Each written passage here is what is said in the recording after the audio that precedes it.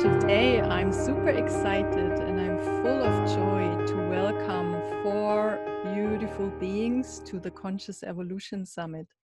So it's David Wilson, it's Jeff Genung, it's Riane Eisler and Kurt Johnson. And basically I reached out to Kurt Johnson because he was speaker also in the last year's Conscious Evolution Summit.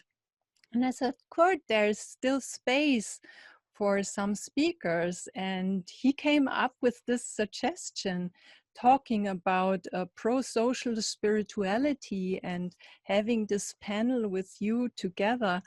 And as we all know, when we become more and more aware what is happening now, we realize that everything is really very interconnected, interdependent, and that we need to bring change not only in our individual life, but also really socially and globally. And this panel will really address these topics. How can we facilitate huge, large change on a societal level and globally? We will also talk about a shift from competition to cooperation, and also how science and spirituality can really work together to make all of that happen. And before we go into our conversation together, I will just introduce Kurt to you, and Kurt will then share about his friends now here in this panel. So Kurt has a PhD in evolution and ecology and is author of over 200 scientific articles and 7 books. He has worked in professional science and comparative religion over 40 years and is ordained or certified in 5 religious traditions. Kurt is also a prominent figure on international committees, particularly at the United Nations.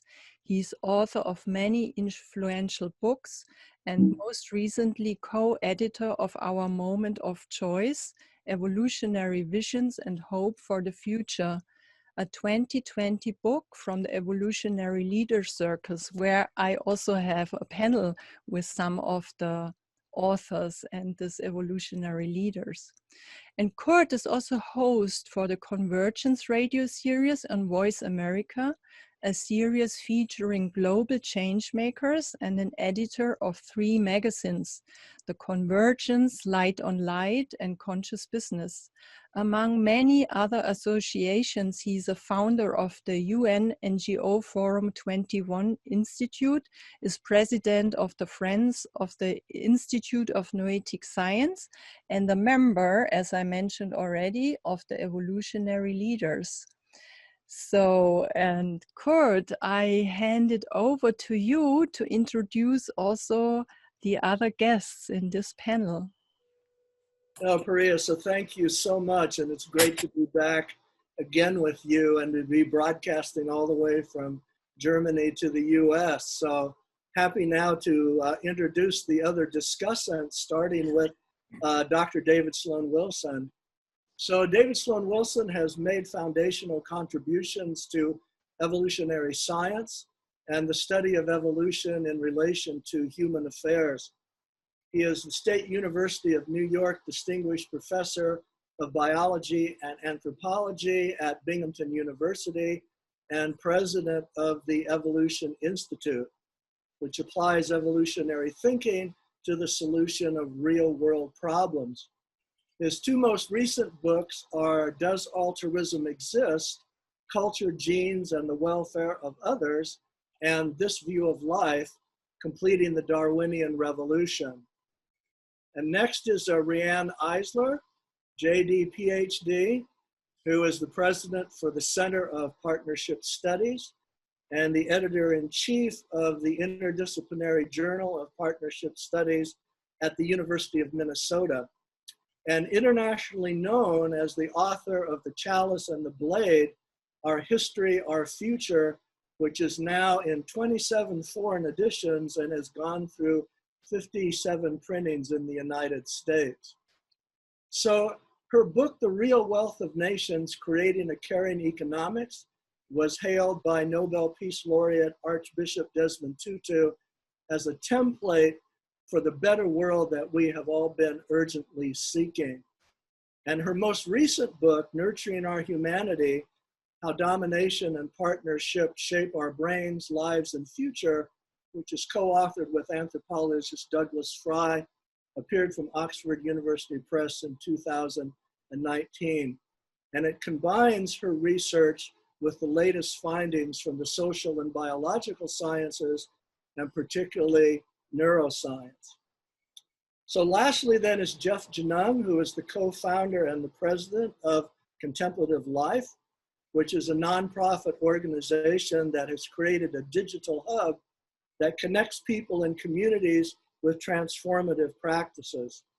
And he is also the founder of Transformation365.org, which is an experiential practice network that is designed to help cultivate inner awakening through deep and sustained practice.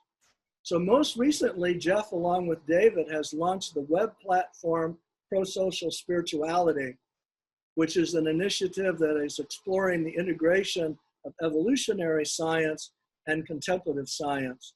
And Jeff also serves as a core team member for Prosocial World.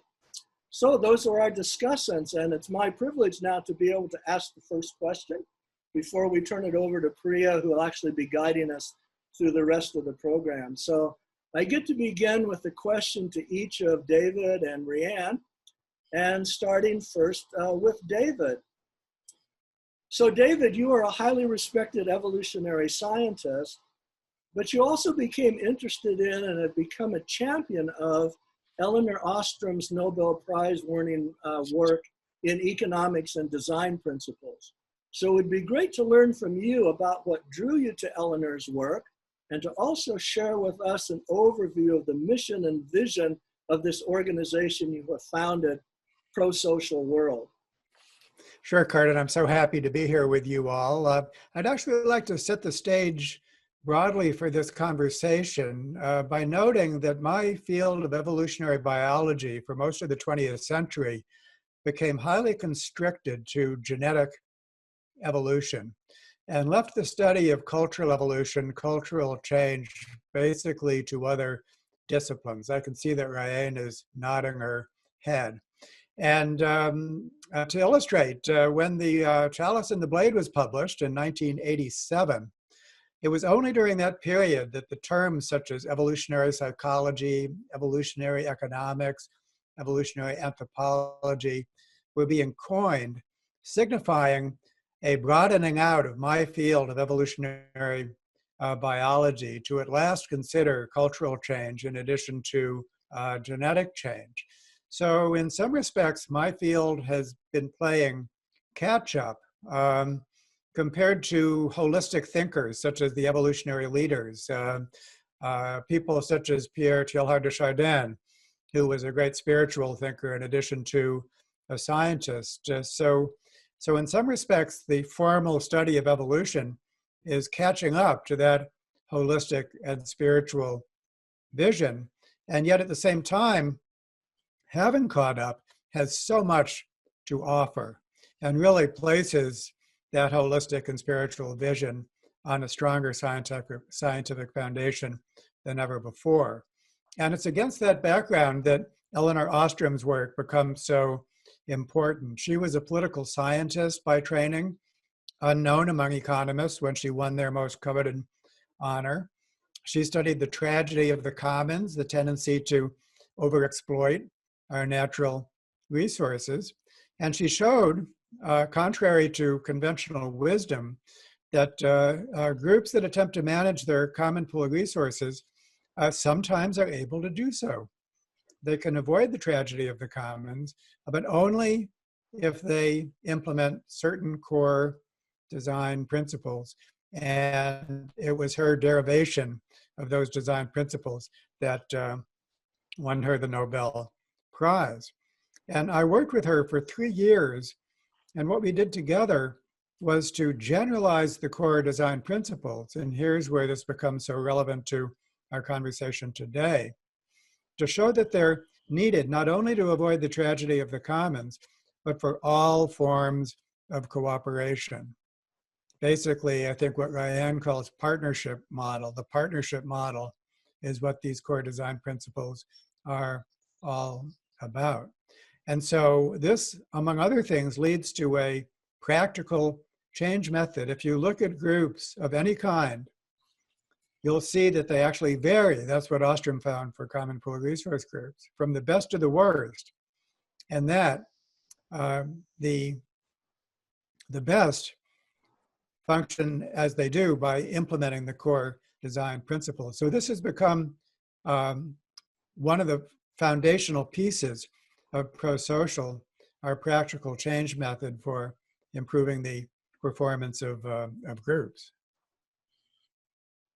Yeah, so David, so thank you so much. And it's so obviously why we suggested this panel and that we would get you and Riane together, because you really have worked in such, really incredibly parallel ways. So Riane, as David said, you've written extensively about your vision of a partnership society, and you even coined this new word partnerism and partnership consciousness, which parallels prosocial consciousness, to describe this emerging vision. So it'd be great to hear from you now about your inspiration for the founding of the Center for Partnership Studies and the entire vision of your work.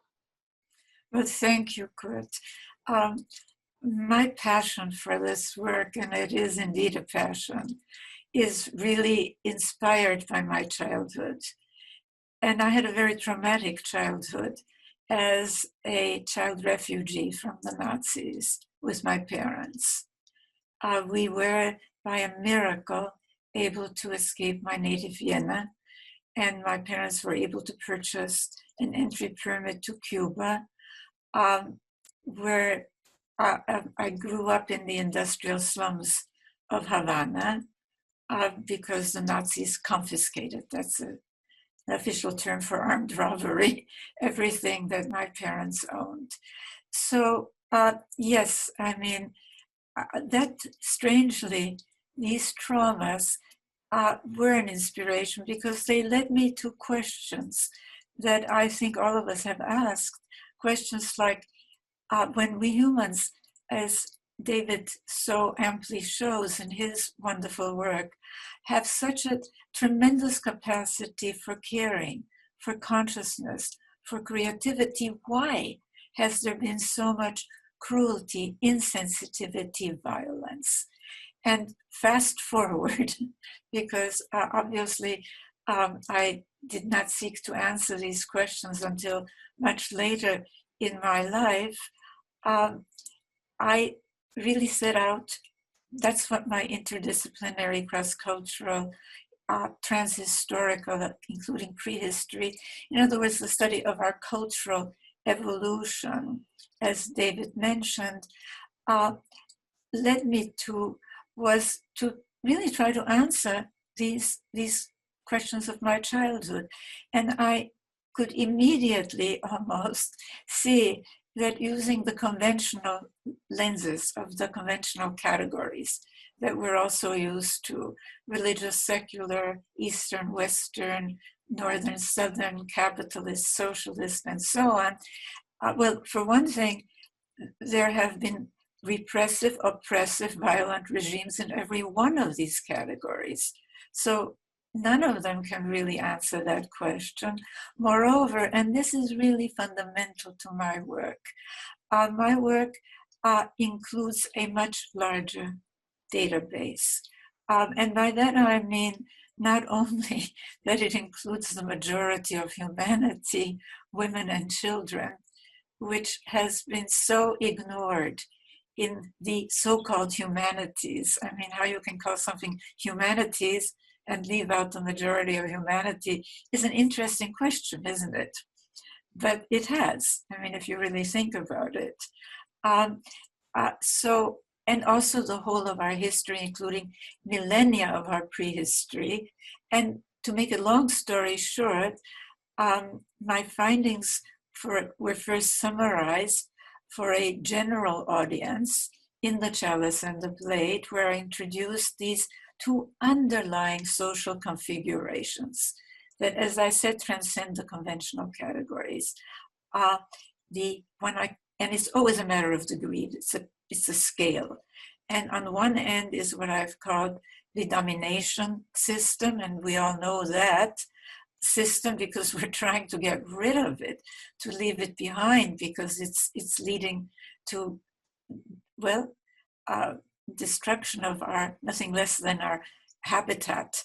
And the other is what I've called the partnership model. And the Center for Partnership Studies, just to wind up, really was a response to when The Chalice and the Blade first came out. All these people suddenly appeared saying, yes, I've always known this inside of me. We want to get involved. And there was no organization to really do something. So we founded a group of us, the Center for Partnership Studies.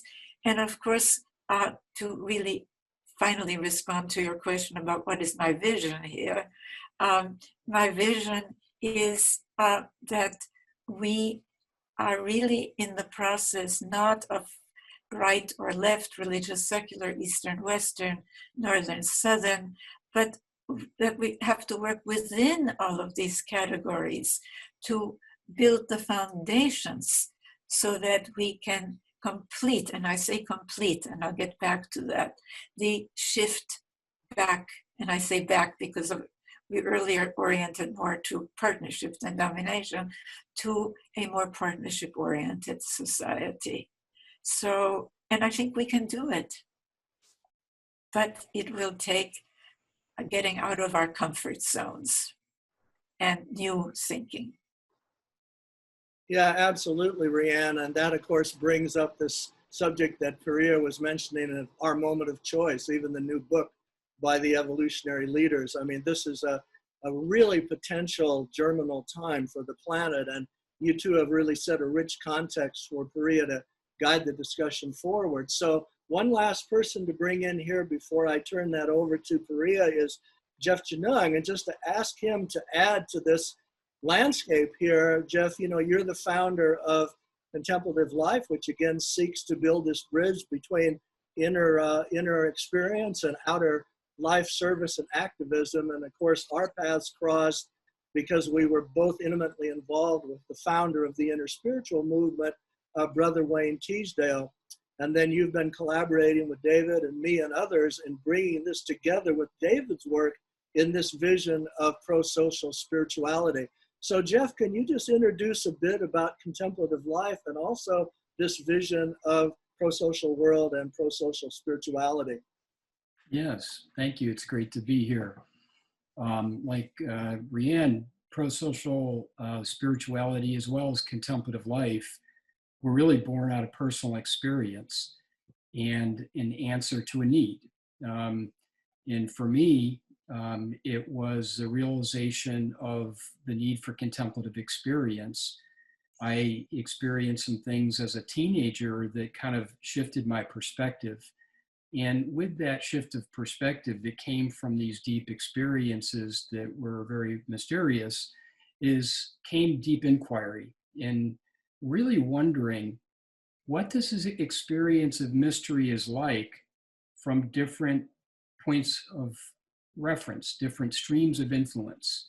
And so that curiosity set me down the path of spending time in monasteries and ashrams and temples and working with indigenous leaders, not so much as an academic or just an observer, but to try to be with them in kind of a humble and receptive enough way to have some sense of the gift that was being offered. And so consequently, I've always had practices in my life and brought it into my business life, into the boardroom, into the company culture, working with children, working with teenagers, working with people that want to die consciously, end of life, all different kinds of conditions. And what happened is along the way, I came to the realization that everyone is contemplative. And the reason I know that is because everyone has an inner life. It kind of comes with the deal. Not everyone may know that, but everyone, has these experiences of mystery periodically.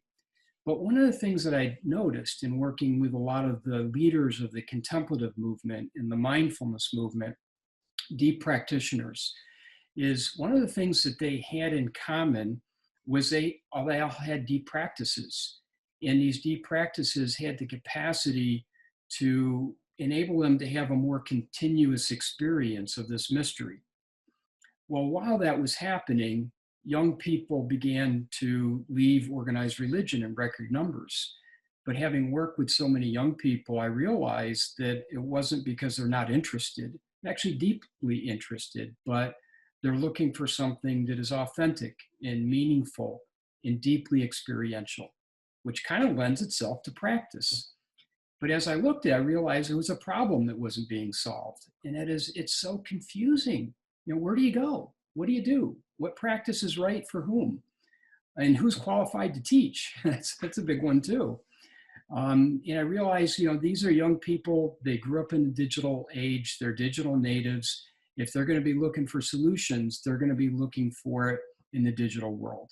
And so the idea behind that, we formed a nonprofit to create a hub that makes it easy for people to go to one place to, you know, find practices of interest and connect with others of like mind. And it was through that work that I connected with Kurt, but also Kurt introduced me to David, and David introduced me to Prosocial. And as we began talking, I first looked at Prosocial as a partner that we would sponsor on our platform, contemplativelife.org. And I realized that there was a practice dimension of Prosocial. And so it was kind of a good fit. But as David and I began to talk about Prosocial and talk about kind of contemplative practices more, we realized that there was an opportunity to explore the integration of prosocial and evolutionary science with contemplative spirituality and, you know, evolutionary spirituality. And so with that, we put together a proposal that we submitted to the Templeton Religious Trust to sponsor a research project to explore the teaching and the training of prosocial core design principles and evolutionary spirituality or interspiritual principles in the context of groups. And that is what we're now calling prosocial spirituality. Thank you. Jeff, so thank you so much. So I'm going to turn it over to Puria now. I must say, Jeff, when you were talking, I was remembering so much of the discussions between David and His Holiness the Dalai Lama last November in India, because this entire interface of how we join the inner with the outer and build the world that we want to see that reflects those inner values is precisely the challenge. And of course, the Dalai Lama's tradition, Theravadan Buddhism, is really the place where being and doing have been so interlinked. So this is really a natural conversation. So Puria, I'm going to turn it over to you, and you can take these delightful people wherever you'd like us to go. Thank you so much to all of you. I'm really, I have a deep resonance with all what you have shared. And David and Riane, I just wonder, because your work is really so much about shifting from competition to cooperation. And I wonder what insights you have to share, what new cooperative models are there emerging, and how can we really transition on a large scale as society from this model of competition, which we had quite a long time, back, as Riane said, to the model of cooperation.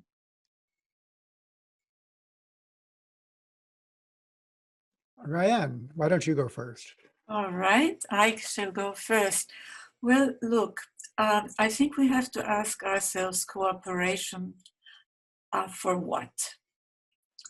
And this really is a question, because we know that, well, monopolists cooperate, right, very often to extract and kill our natural environment. Gangs cooperate. criminal cartels cooperate, invading armies cooperate. So I have tried to sort of use a different frame to look at cooperation and competition. And I think that, well, let me back up, because in my newest book, in Nurturing Our Humanity, we really bring to bear so much of the evidence, and as does David, of course, that evolutionary science focusing, well, on selfish genes, and the struggle, like for survival, where one has to lose and one has to win, right? That this is absolutely not borne out by the evidence. That in human evolution, what we find again and again, now that we are using findings from neuroscience to really find out about what is, quote, human nature, it turns out that given half a chance, we humans will actually work together for the common good. It's the common good, rather than to dominate another. So that the so-called pleasure centers in our brains really light up more when we share and care than when we win. And there's a tremendous amount of evidence from both the biological and social sciences of the fact that we have been told the wrong story about human nature. That whether it's original sin or whether it's the selfish gene story, it's really the same story, isn't it? There's something wrong with us, so we have to be controlled, presumably from the top, right? By God, by whoever, And so my work focuses more on caring and consciousness than on cooperation per se. But this said, I think that because we have these capacities, enormous capacities for caring. In fact, as we write in Nurturing Our Humanity, really central to human evolution is our long period of total dependency as young children on some degree of caring, which is a two-edged thing, by the way, and I can get back to that, because we have such flexible brains that we can be very easily, especially during these early years, be convinced that the only alternatives are either you dominate or you're dominated, that there is no partnership alternative, okay? But I think that if we look at the spectrum of human capacities, we see that the capacities, cooperation is deeply rooted in our evolutionary history. So also is caring. But consciousness is an emergent capacity. And that's so interesting now because of the work that David and Jeff are doing, and Kurt too. There's a chapter in Nurturing Our Humanity called really expanding or contracting consciousness. And I show in that chapter that domination systems contract our consciousness rather than permit it to expand. So I know I've ranged widely here, but I want to again emphasize that my work has focused more on consciousness and on caring as the basis for a real partnership. And of course, there is cooperation in partnership. So, David. So much to talk about. I'll be just touching on so many things, and nice to know that there's background material for all of that. And so in liner notes or one way or another, I think this is an invitation for your audience to learn more, and a whole feast of things to learn from. And I think that when we think about evolution in its broadest form, it has Darwinian evolution, and it has three ingredients. There's variation, there's selection, and there's replication. And as I said earlier, evolutionary biology for a period of decades during the 20th century really focused on just genetic evolution. But when we go back to basics with those three ingredients, selection, variation, and replication, then we can see that all of the changes taking place around us, including cultural changes and also our personal changes as individuals, are evolutionary systems that are evolving in this way. And so that means that some of the insights that were derived for genetic evolution can now be broadened to cultural evolution and personal evolution. So what are some of these insights? One of these insights is that evolution doesn't make everything nice. If you look at the animal world, or the world of non-human species, you find everywhere, you find what the Buddhists call suffering. Organisms imposing hardships on other organisms. So many animal societies, it's a hard conclusion to reach, are despotic in human terms, nothing like what we would want to live. They're the domination model that Riane talks about. Power is basically a king within a group. Individuals dominate each other, and that's just the way it is because the evolutionary forces shape things in that direction. Now there's also cooperation in the non-human world, sometimes extreme forms of cooperation, such as the famous social insects that are so cooperative that their colonies actually count as a higher level. Cells are actually cooperative communities of bacteria.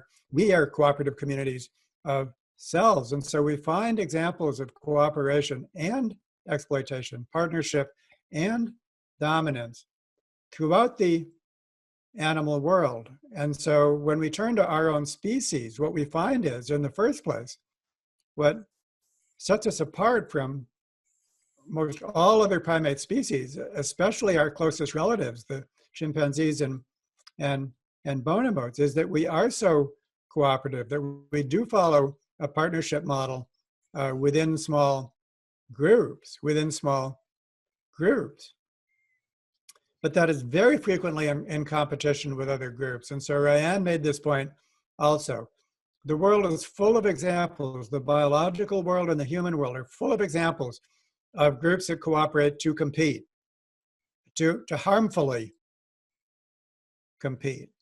And so what that means is that everything from the best and the worst in normative terms actually can be a product of evolutionary forces. And so therefore, if we want the best, and the best is worldwide cooperation, something that's never existed before in the history of the world, nevertheless, it's what we must strive for, then what we must do is we must essentially manage the process of evolution in order to achieve our normative goals. And if we don't do that, then evolution will still take place, but it will create problems, not solutions. And so when you look at everything that's wrong about life at any scale, what you find is, for the most part, it's a product of evolution.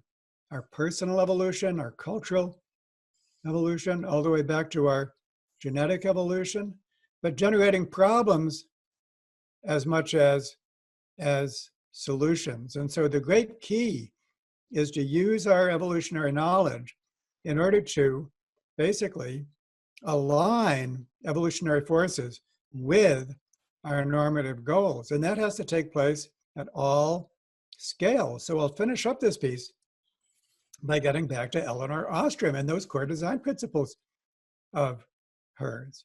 And in the interest of time, I won't list them, but what I'll say is that in a group of any size, but let's take a small group that implements these core design principles that make them work well. Why? How do they work? It's by basically making disruptive, competitive, dominating behaviors difficult within the groups. They're protective against dominators. That's why they work. And so therefore, the group functions in partnership mode, in cooperative mode. In a group where these core design principles are not implemented well, they're easy pickings for the dominators and other disruptive forms of self-serving behavior, including just doing nothing. Free riding is not exactly domination. It's just accepting social benefits without contributing to them. So even at the smallest scale, we need to align our social environments, construct our social environments to stack the deck in favor of cooperative strategies and to protect against dominating strategies. And then that has to be replicated again and again and again, all the way up to the global scale. That's what we must do. And evolutionary theory provides a blueprint for that better than ever before. We have a clearer idea of how to do that at all scales than we have before. So that's the project. Thank you, Riane. Thank you, David, for your thoughts and insights. And I really was touched, Riane, when you said also that care and consciousness is kind of a foundation of your work. And I just wonder, because in my experience, it was also, I was very much interested in science as a teenager and as a young woman, but then had major awakenings, spiritual awakenings, when I was about 17, where I really recognized that what is shared in society and in my families and really in my close environment, what we are was just a limited version of what we are, because in these openings I realized that we are so much more than what we address in our relationship and what is shared in education systems. And so I was always impressed when I saw scientists which are also interested in spirituality. And for me, David Bohm, with his relationship to Krishnamurti, was such an example. What I always kind of gave me goosebumps, and I thought, wow, they're really that they come together from different sides. And I just wonder, and this is really a question to all of you, how do you see in the coming years how science and spirituality can come together and can work together and cooperate and help us facilitating the changes we are all longing for to see? Why don't you start, Jeff? Because David and I had the last conversation, and then I'd be happy to chime in. Exactly. And Kurt should chip in too. Kurt, you need to be a member of this conversation. Yes, we do need you. Kurt, why don't you lead that one off?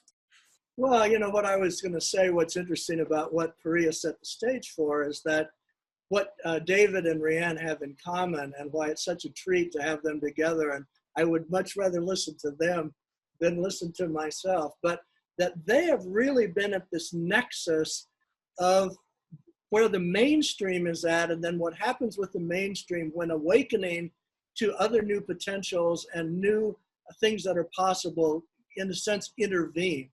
And that's then where their role as leaders, both David and Riane, have reflected being at the front end of how you move things forward from that deeper insight, deeper heart, deeper caring. So just to throw that then back to both of you, because there's such a deep human and actually divine element in this work that we're projecting, as Desmond Tutu said in his remarks about your book, Riane, to have the world around us, which is the world that inwardly we know we would like to see. So the two of you are really leaders at this nexus point.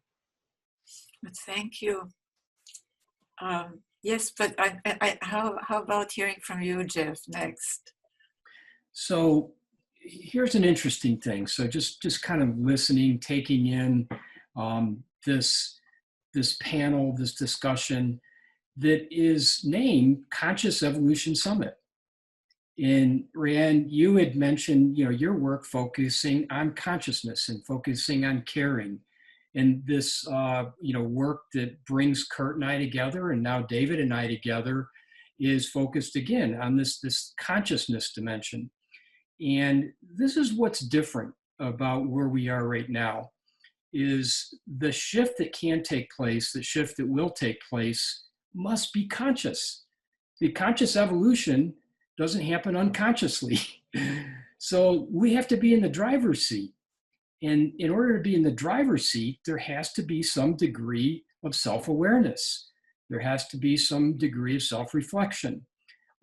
With self-awareness, with self-reflection, with deep practice, also comes a greater realization of the presence of other people and all beings, not just other people, but a consciousness of being itself, which then goes into the environment, it goes into the social world, it goes into the earth itself.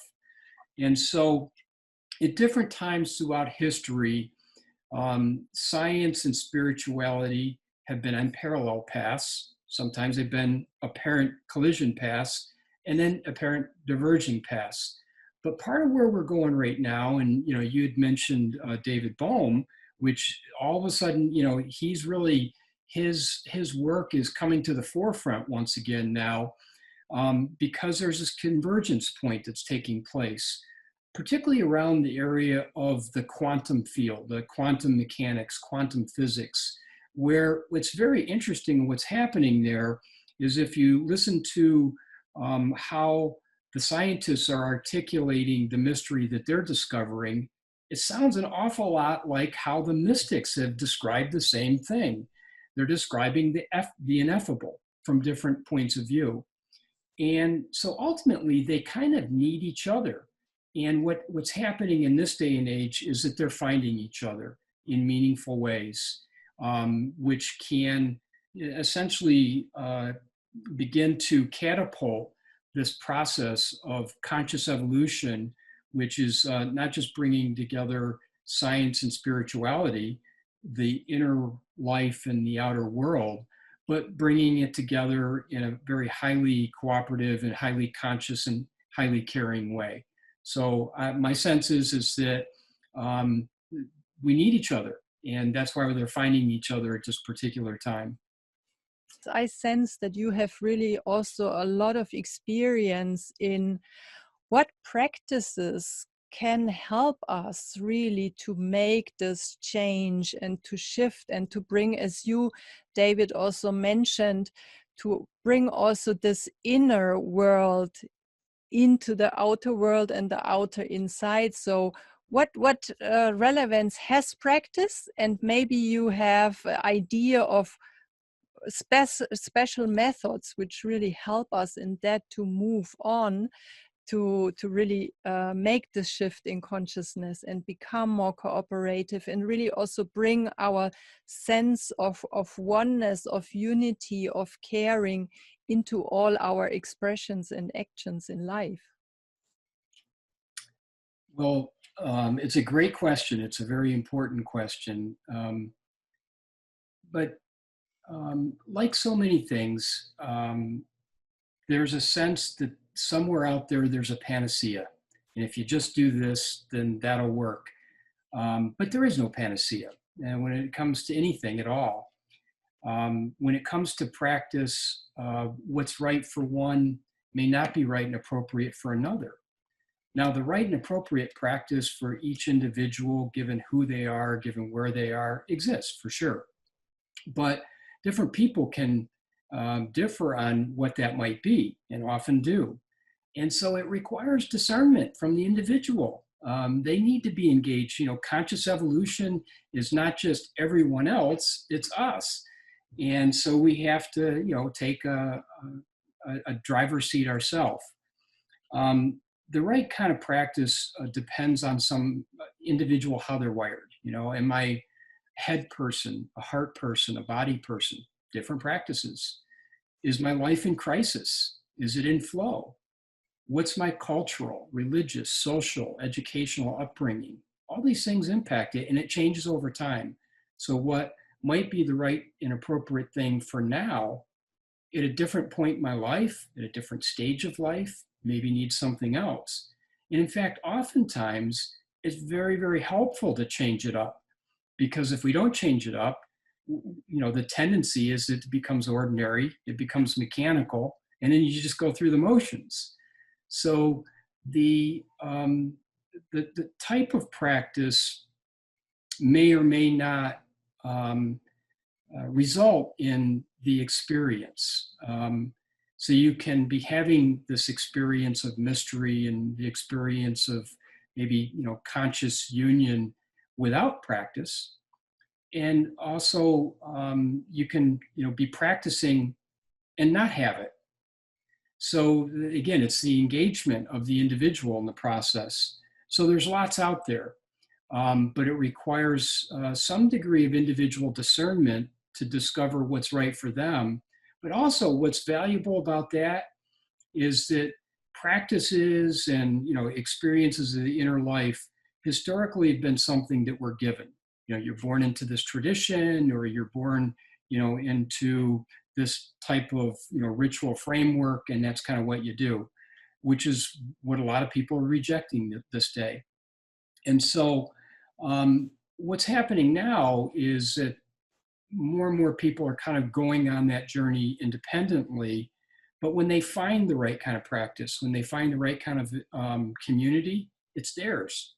So the center of gravity now is inside them, not outside them. And no one to blame if it's not the right one. Nothing to claim in the process. So they have some added, kind of responsibility. But practice really is essential because we're dealing with stereotypes, because we're dealing with crystallizations in perception, crystallizations in social structures, all these different things. And so for evolution consciously to take place, those crystallizations need to kind of be broken up. And one of the ways that they're broken up is by having different types of practices. So unfortunately, I don't have a crystal ball, and I don't have, kind of the prescriptive practice for everyone, because it doesn't exist. However, I'm very convinced, in working with so many people in so many different areas of life, that the right and perfect practice is available for them, but they need to go on that kind of search themselves in order to find it. Yeah, thank you for your idea on that. And just on a personal note, what I just sense, because I'm interested in spirituality, as I mentioned, since I'm 16, 17 years old, what I found out that what can be really a very simple guideline is when you really check, do I become a more loving and a more caring person with the practice I do? And am I able to really bring that heart and that caring into the work I'm doing and into my relationships? And in that sense, no matter what practice you do, when you notice that you are becoming more embodying these qualities, I would say you are on the right path. I just wonder, we are using technology now sitting here, and when I also think about networking on large scale, I guess also a lot will happen with the use of technology. And I'm interested in how you see technology as a catalyst, and also as it also has disadvantages if you spend too much time just on your devices. But what do you think, what role does technology play in order to really bring us together and network and cooperate and bring this shift in consciousness into society on a large scale? My turn? Yeah. As we drive towards the goal of a global superorganism, the Amiga point, as good old Teilhard put it, we could never get there without the electronic age. There's just no way to have a global brain without electronic communication. So for the first time in history, we have the technological means to be a global superorganism, but there's no way that it's going to self-organize. And so when you look at electronic communication, you find the best and the worst, just like real-world social interactions. And nice to know that the same principles are at play for all forms of social behavior, whether they're digital or face-to-face. And I'd like to respond to your earlier request, Puria, to really bring things down to what can we do in a practical sense, what can your listeners do?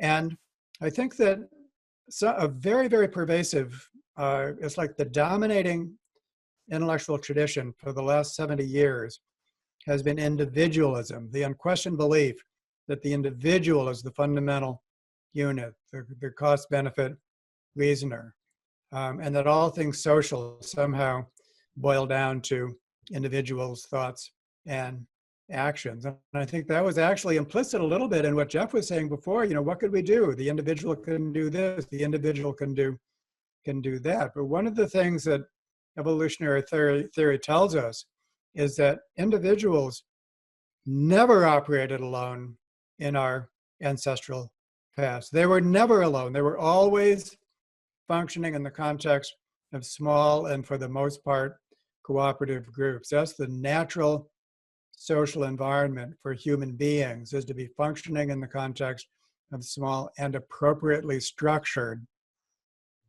groups. And so the most helpful thing we can do, both for individual well-being and for efficacious action at a larger scale, is for individuals to find opportunities to interact in groups doing meaningful work, which are appropriately structured both internally and in their interactions with other groups.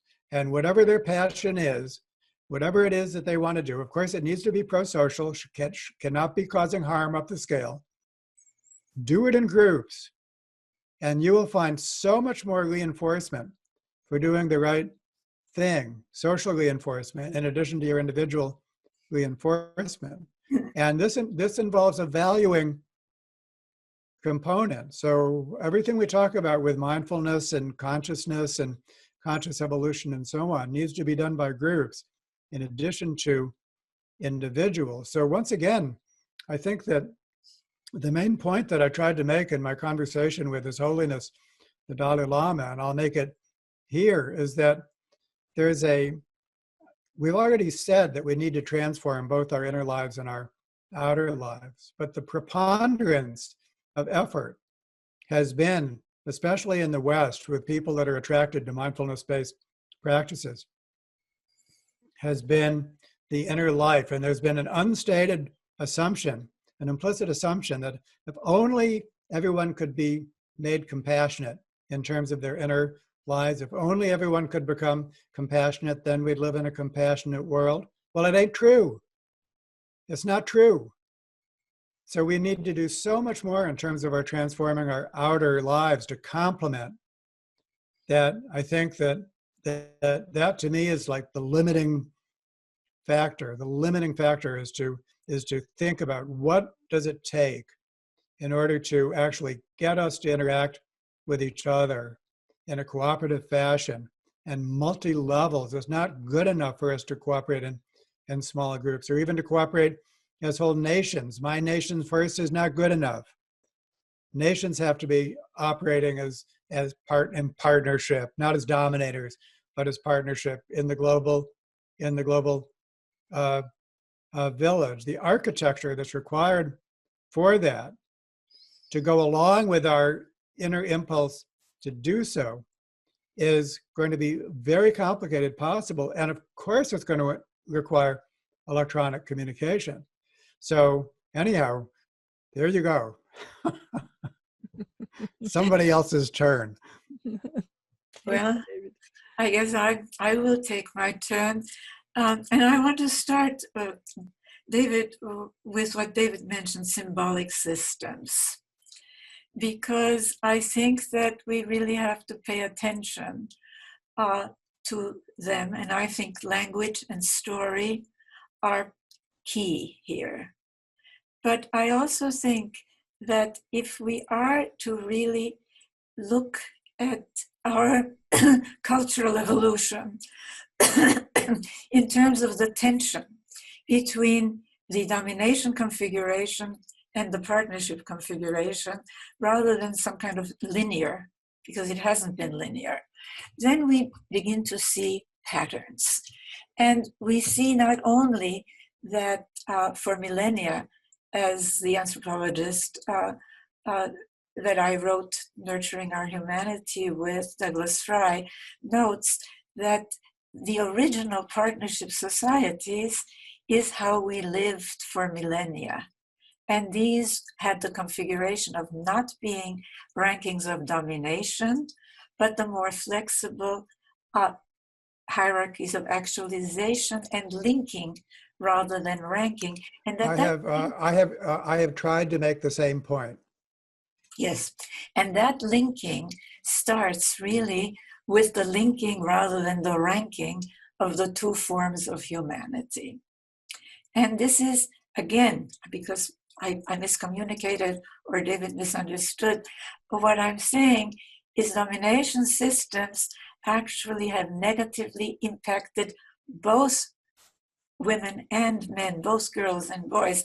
I mean, think of it, for millennia, men were supposed to give their very lives because some guy on top wanted more real estate.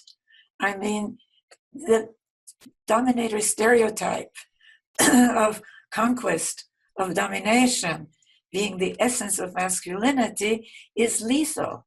It's lethal to men as well as to women. But as I said, it's more than that. It is a template that childhood, let's think of childhood here in terms of a symbolic system. What children experience or observe early on shapes our symbolic system, but much more than our symbolic system, our brains. And with it, how we feel, how we think, how we act, including how we vote. So is it coincidental that in Egypt, for example, after the Arab Spring, they voted for a repressive religious fundamentalism domination regime? No, they have genital mutilation of little girls, for example. 80 to 90% of girls are genitally mutilated in Egypt. If you have that example of human relations in your own family, why would you not vote for a regime that replicates that? A regime that says women are inferior, other races, other religions have to be conquered. We're talking about domination systems replicating themselves through our very identities, which very much are women and men, as women and men. So we can't ignore gender. And I really want to bring this out because I absolutely agree with you, David. We certainly don't want to say that there's something inherent in women that's better than what's inherent in men. What I'm saying is that both men and women are deprived of their full humanity by domination, gender stereotypes. I mean, here we have 3 caring men, right? And we all know women who are not caring. So this is, this is not something inherent in us. It's gene expression we're talking about, not genes. And so I really want to say that if there is some way of bringing the consciousness of childhood, the importance of childhood, our own. I wrote a book called The Power of Partnership, comparing the voices in our heads that say you're not good enough, with the domination voices that we all carry. But we're talking about all our relations, including how we relate to our Mother Earth and our spiritual relations. Can we sort out the partnership and domination teachings in our religious traditions? That would be such a gift to humanity, really. I mean, I would like to propose that as a project. But they're all interconnected. And I think that for me, it isn't enough that we move from individualism, from egoism, to group. It is that what kind of person do we want to be, and what kind of group do we want to have? And the good thing is we don't have to start from square one. I mean, every single progressive movement for the last 300 years has challenged the same thing, a tradition of domination. From the rights of man movements challenging the so-called divinely ordained of king to rule, from the feminist movement challenging the so-called divinely ordained of men to rule over the women and children in their homes, from the abolition, anti-colonial movements challenging the so-called divinely ordained of a, quote, superior race to rule over inferior ones, all the way to the challenge of traditions of violence and domination. Not only the peace movement, but the movement that is essential today, and that we all should become conscious of, that there's a pandemic of violence and abuse, largely in homes, against the majority of humanity, women and children, which I've been a pioneer in extending human rights theory and action to the majority of humanity, women and children. And that's the only way that we can really move to that wonderful goal that you have of really a conscious evolution. Thank you so much. And I would like to invite you all, and not just we are sitting here now together in this panel, but also everyone who is joining this conversation from your home, to take a moment to connect with yourself and to just sense into what you've heard now with all these experts sharing. And when you have a look at our situation, where some say we are really on the edge of birthing into a new world, of birthing a new humanity, and I would like to sense in your heart, what do you sense on a practical level could be your next step to really support becoming this new being, this more loving, interconnected, caring being, no matter in which situation you are, and connecting to the hope and connecting to the evolutionary impulse which is moving through you and really wants to bring forth your unique gift, your greatness, your brilliance. And how would that look like if you dare to really let that flow and go to the edge of evolution and be kind of really pulled into your potential?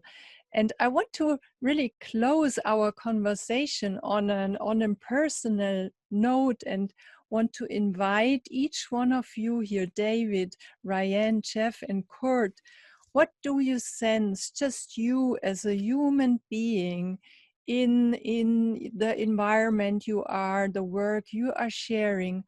What do you sense as and personal invitation to step into this newness and contributing to becoming a new species? I know that's a bit a very personal question, but I would love to bring you really also in that from a very human and personal level at the end of our conversation. And whoever who wants to start to share. Yeah, I think, I just want to say that, I want to thank everybody for having said yes to this panel. It really has been amazing. It's so great for Riane and David to get to know each other. But I'm surrounded, particularly now that everything's online, 12, 15 hours a day, all of these groups that are grappling with this very question. Whole world view, view of the whole, integral, pro-social, partnership, unify, uplift. Everyone asking this question, how do we bring this from how we are visioning it to the brass tacks of the reality in which we live, and grappling with the very challenge that Puria just gave each of you to ask those questions, how you do this in your personal space, in your community space, and in the bigger global space. So I'm happy that there is so much of this exchange going on. And I love it when the leaders of these different groups, all who have gotten their own downloads about how to do this, have a chance to discuss and exchange and help accelerate that conversation. So that's my comment. I'm very grateful that that's what's going on at a global level. Thank you, Kurt. So I'll just add a few words here is that there's a collective realization of a global problem, but the identification of the problem is just the beginning. We need solutions to it. So what are the solutions? And this is where practices come in. This is where community comes in. And ultimately, it seems to me that what it is, conscious evolution, is around balance. It's about balance, because things are out of balance. Masculine, feminine, right brain, left brain, inner life, outer world. And so these things need to come in balance somehow. And that for them to come in balance, that needs to be a conscious process. And as part of that conscious process, it requires effort, and it requires stepping out into the uncomfortable, because that's how change happens. I think that one of the most exciting things now is that people and groups and networks that are coming to the same realization that we really are one, and the solution has to be a collective solution. They're finding each other in meaningful ways. And so the next thing that needs to come for this to happen is it needs organizing principles, because if it doesn't have some organizing principles that allows this process to continue momentum and to have deep roots and deep continuity, then what happens, it'll snap back like it always does. But here's an opportunity for us for it not to snap back. And that's where I'm really deeply grateful for this connection of what I hear here with partnership and prosocial spirituality and conscious evolution, these things coming together in kind of a meaningful way. I think it's very inspiring. Right, Riane.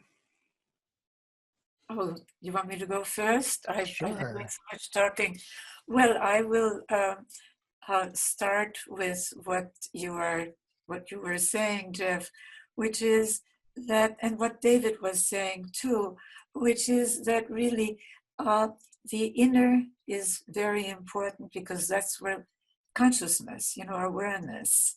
And for me, that revolution in consciousness today boils down to what I said, leaving behind the domination trance, which has taught us that somehow there are only two alternatives.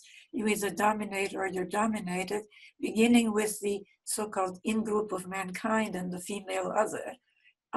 And yes, I pay a lot of attention to basics. I think that you wouldn't build a house, would you, without building solid foundations? And what you're talking about are regressions to domination, aren't they?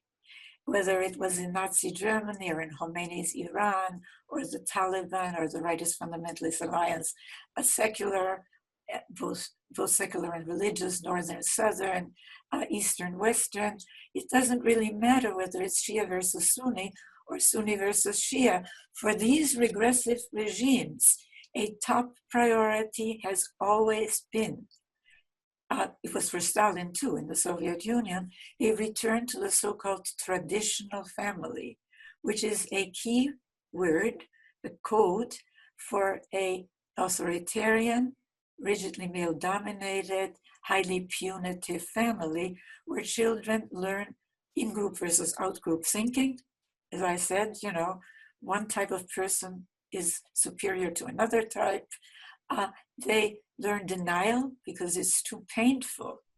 So you start scapegoating others, right? It's too painful to say, my people who are supposed to care for me are causing me such terrible pain, right?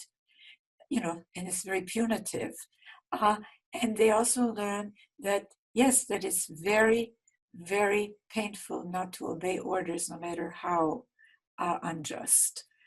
So I think we have to start with basics, and that's where the 4 cornerstones and becoming conscious of these 4 cornerstones, it seems to me, can be a tremendous jump forward. And I want to close by saying we have a lot to do.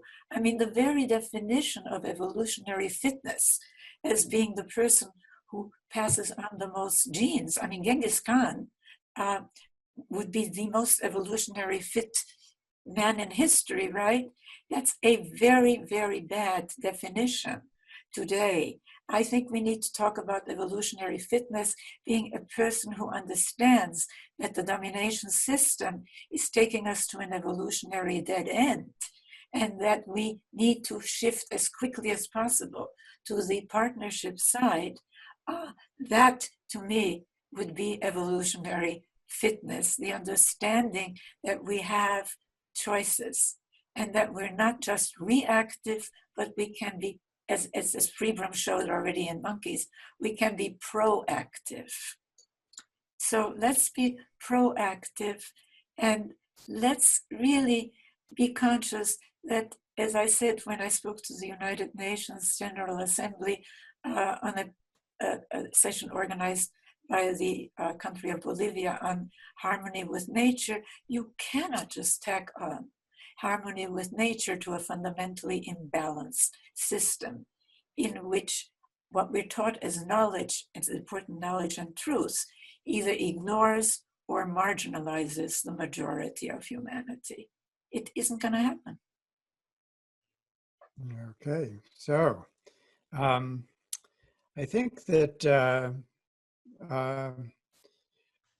I have a very strong sense that rapid, positive, worldwide cultural change is possible. So that's what gets me out of bed every morning, brimming with purpose. And I hope that this conversation has given a sense of that to your audience. And also that all of us basically are trying to provide opportunities for personal engagement, so that the question, what can I do? If this inspires me at all, what can I do? We're trying to provide opportunities for that. You can check out Prosocial World. You can check out Riane's efforts with her organization. So I think that there are avenues for personal engagement. They involve learning, leading to doing. And so I would invite your audience to take those steps, no matter who they are, what their capacities are, even if they feel they have little capacity, they're still individuals that have their lives, and they have that capacity. And then on top of that, I think there's a great need for there to be organizational involvement and integration, such has been taking place right here with this conversation between Riane and myself, because there's so many organizations and leaders that have basically are traveling roughly the same path, but often in parallel. And they need to get together, and they need to, first of all, learn to speak a common language, explore their differences. What do we agree upon? What do we not? What's misunderstood? All of that sort of thing. So organizational engagement and personal engagement, I think, is what we all need to do. And I hope that this conversation has been a part of that.